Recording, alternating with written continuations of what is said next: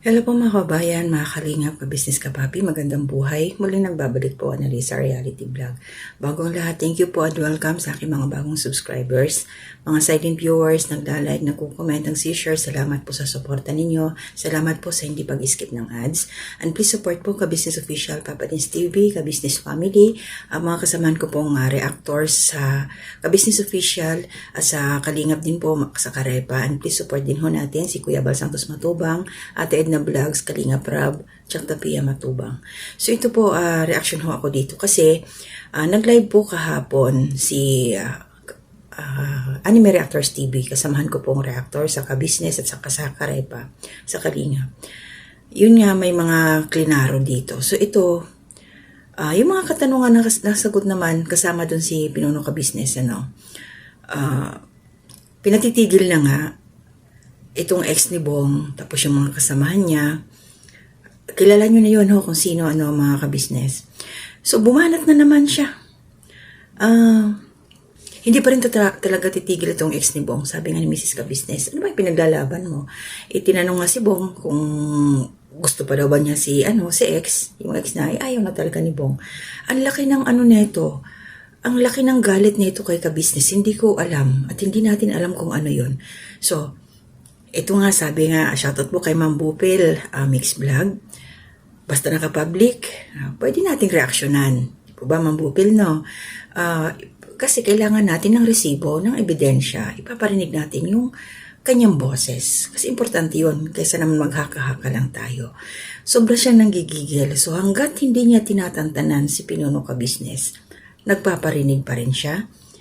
Di magparinigan, di tuloy-tuloy, re-reactionan namin siya. Kasi ginagawa niya Sa totoo lang, kahit sabihin niya hindi siya naghabol ng views. Dahimik na to, nung lumabas si Jinky, na hindi nagkatuluyan ni Bong, ito na siya ngayon.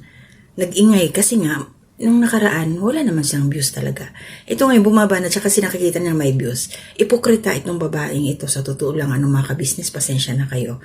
Sasabihin niya, ayaw niya ng views, pero tinatapik ang ka-business, si Bong. Kasi, syempre, may mga nanonood sa kanya kasi nga, kailangan mapakinggan kung ano yung sinasabi niya against sa ka-business, against kay Bong. Nanggagalaiti, grabe siya. Talagang hindi niya makalimutan si Bong. At ito ngayon, pakinggan natin ang sinasabi niya, may mga binanggit siya mga bahay kubo. Kasi ang sabi niya, yung linta daw niya, may balita na naman. Sino kaya yung linta niya? Ito siguro na to baka napapraning na to yung imagination niya sobra-sobra na. Sino ba talaga yung linta? Kung tutuusin, itinuturo niya yung sarili niya, siya itong linta, sa totoo lang. Kasi siya yung sumisiksik sa ka-business through sa kanyang content na okay lang naman sana i-content niya yung ka-business kung makakatulong ba, positibo. Pero ang ginagawa niya kasi, anay. Para siyang anay na gustong-gusto niyang masira si ka-business. Kaya putak siya ng putak, gumagawa ng kwento. So ito, pakinggan muna natin. May sinasabi siya dito. Ma'am Bupel, sa'yo ko ito natutunan.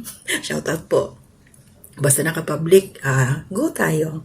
Pakinggan ho natin. Puputol-putulin po natin mga ka-business. Magsalita ka ng ikaw. Hindi yung kung sino-sinong tuta mo ang pagsasalitaan mo. Oo. Alam mo, feeling safe ka talaga. Oo. Napaka-safe. Safe ka na ba dyan sa kinalalagyan mo ngayon? Ambot. Ayan. Malinaw, pinatutungkulan niya dito, nagsalita na si Pinuno Ka-Business, ex ni Bong, pinatitigil na kayo, ikaw, pero sige ka pa rin ng sige, kaya hindi ka rin namin titigilan.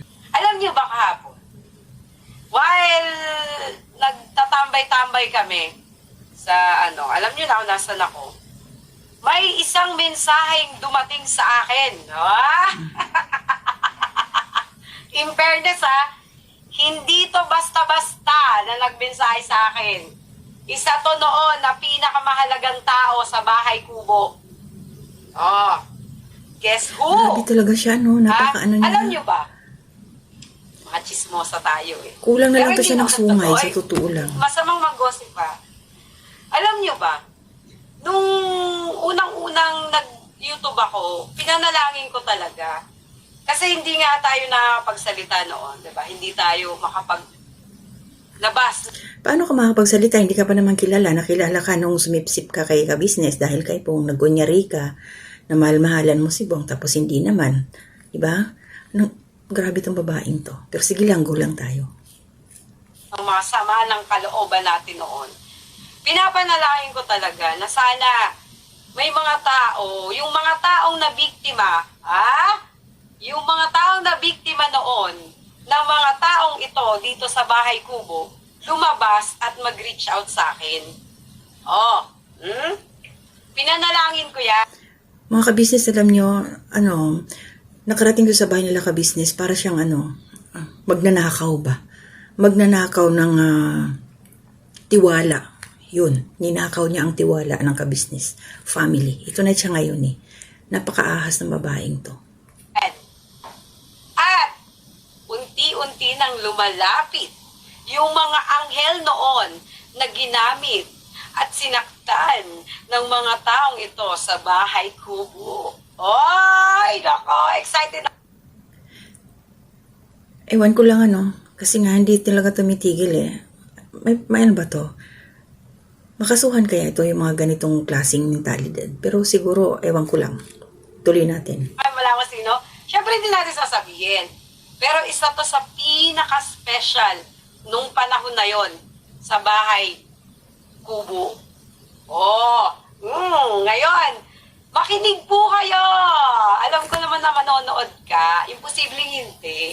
Kaya nga nagbabasbas ka sa mga sa mga tuta mo, di ba?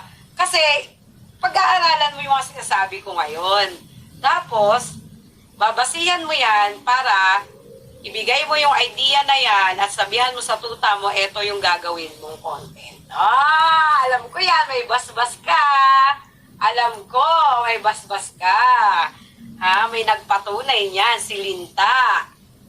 Hindi kasi magsasalita yung mga tuta mo kung hindi mo babasbasan. Alam mo, hindi naman talaga tayo dito manggagalaiti ba or maaasar sa kanila kung pinapatahimik niya yung mga tuta niya. Paano tatahimik yung mga tuta kung ikaw tahol ng tahol? Sila naman nag-uumpisa, di ba? Itong babaeng to talaga, nakakaano siya. Sobrang nakakaawa sa totoo lang mga ka-business. Pasensya na kayo. Hanggat nandito siya, tumitira sa ka-business, nagpaparinig siya. Maririnig nyo rin kami na magre-reaction sa kanya mga sinasabi.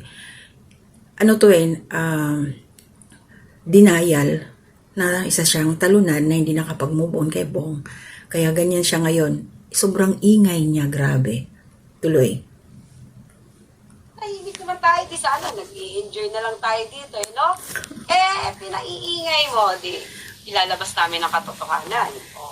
Itong babaeng ito, huwag gusto Simon, ng ingay adopted eh. cat. Natuwa talaga ako na ni-reach out ako ng isa sa mga dati na special din sa kanila noon. Kaya lang, nung natuklasan ng pamilyang to,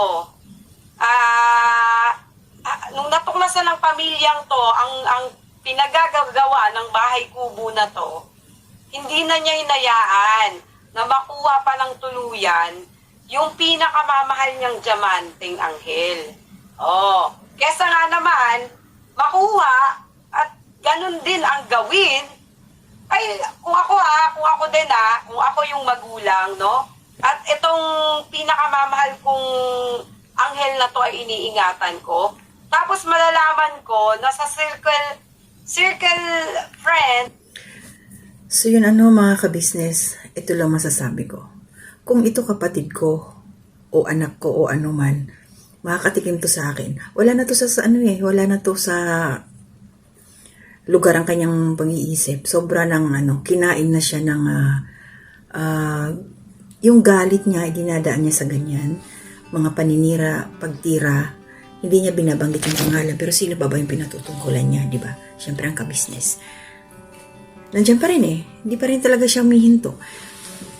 Sa comment section, pinatitigil na siya ng mga nanonood sa kanya. Pero sige pa rin siya ng putak. Kailan kaya ito siya titigil? Ang maganda siguro dito, umuwi siya ng Pilipinas, no? Sana pag maganda to magkaharap-harap sila ni Pinuno Ka-Business. Ano ba ang problema niya sa Ka-Business family? Bakit siya nagkakaganyan? Ayun yung mga sumasama, yung nakakapasok doon sa live niya. Ang daming bumabara sa kanya eh. Ang ginagawa na ito, binablock niya para hindi na makapasok. Yun. So yun lang yung sa akin ng mga Ka-Business. Tuloy lang natin ang buhay. Yung mga ganito kasi kailangan natin harangan, kalsuhan para tumigil na talaga siya. Siguro tingnan na lang natin sa Pinuno Ka-Business. Tapos nag-warning naman na siya, pina-stop na, pero sige pa rin talaga. Matuturuan to ng leksyon, hindi ko lang alam kung paano ang gagawin. Hindi siya tumitigil talaga.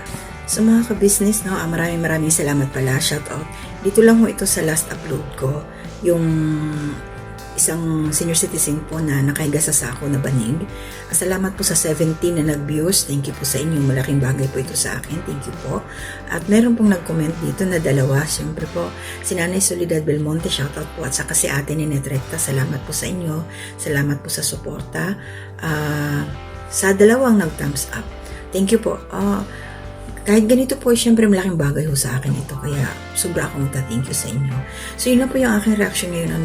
Itong pagbubunganga na naman ng ex ni Bong na hindi talaga siya makahinto. Iwan natin kung ano yung problema nitong babaeng ito. So tuloy-tuloy lang po ang buhay. Pasensya na po kayo ha. Mag-reaction pa ho ako. Dito ho sa na-i-vlog ni Kalinga Prab na isang bata na tinututukan ng flashlight yung kanyang mata. May problema po ito. So yun lang po muna. Hanggang sa muli ulit. Kita-kita tayo mamaya sa aking pang mga gagawing reaction. Ingat po tayong lahat. To God be the glory.